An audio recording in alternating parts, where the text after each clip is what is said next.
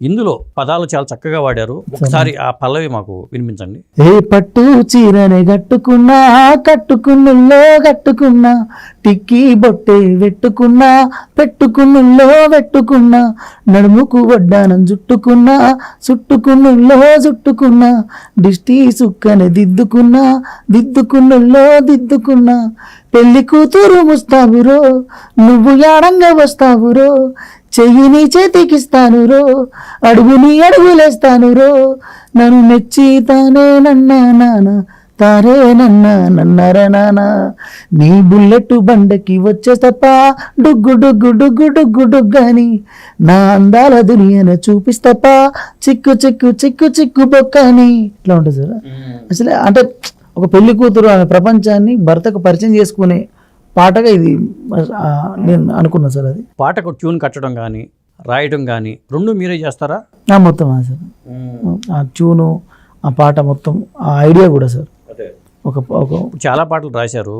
ఒక పాట ఇంత హిట్ అవుతుందని మీకు ఎప్పుడు అనిపిస్తూ ఉంటుంది? అంటే ఆ పాటలో జీవితం కనిపించినప్పుడు సార్. ఇప్పుడు ఇప్పుడు నా పాట నేను రాసుకుంటే, నా జీవితాన్ని నేను రాసుకున్నప్పుడు అవతల వ్యక్తి జీవితానికి నా జీవితానికి సంబంధం లేదు. అవతల వ్యక్తి జీవితాన్ని కూడా నేను నా పాట రాసినప్పుడే అది అర్థం తెలుస్తుంది.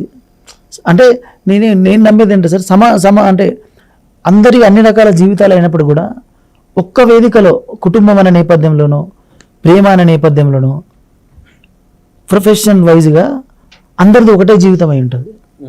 అమ్మ అందరికి ఒకటే, మన ఇంట్లో ఆడబిడ్డ అందరికి ఒకటి. అట్లా ప్రపంచం అంతా ఒకటే చోట ఉండే కొన్ని అంశాలు ఉంటాయి సార్. ప్రపంచం అంతా ఒకటే భావంలో ఉండే ఆడబిడ్డ జీవితము.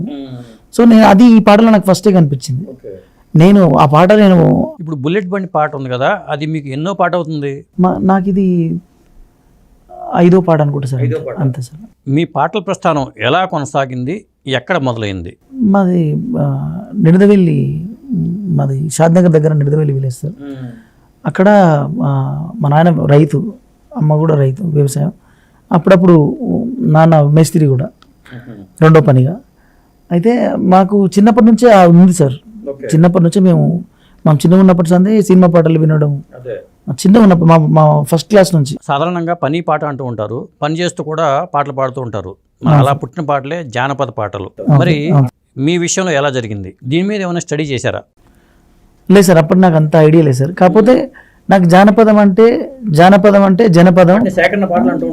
అవును సార్. సో నేను ఈ పాట ఉద్దేశం కూడా అదే అనుకున్నా సార్. ఈ పాట వింటే దీన్ని నేను రాయలేదని ఫీల్ అవ్వాలి ఎవరైనా, ఇది ఎక్కడి నుంచో సేకరించారనే ఫీలింగ్ రావాలి. అట్లా ఉండాలంటే మనం మట్టి మనసుల మాటల్ని ఈ పాటలో పెట్టాలి.